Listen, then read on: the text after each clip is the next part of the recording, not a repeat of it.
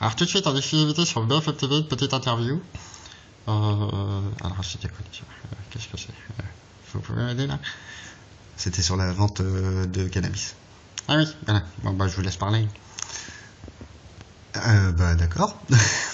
c'est sympa. Y a pas de questions?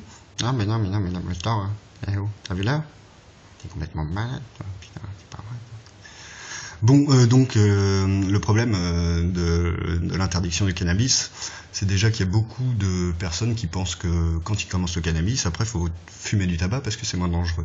Ce qui est totalement faux puisque le cannabis impose une dépendance plutôt psychologique que physiologique, contrairement au tabac qui lui impose une forte dépendance, beaucoup plus que psychologique.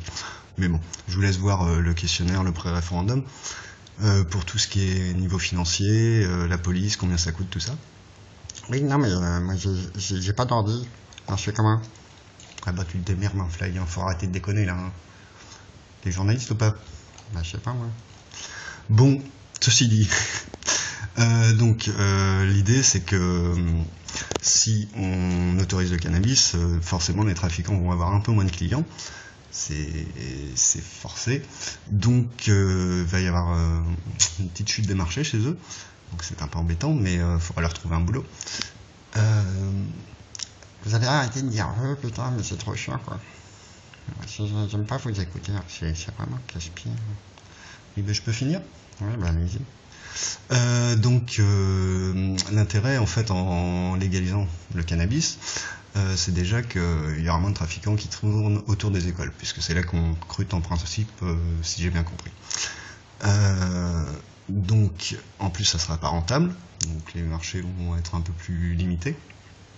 Bon, par contre il y aura peut-être un peu plus de drogue dure si on fait pas les drogues dures. Donc l'idée, ça serait plutôt une vente limitée, c'est-à-dire le tabac, l'alcool, le cannabis, les drogues dures.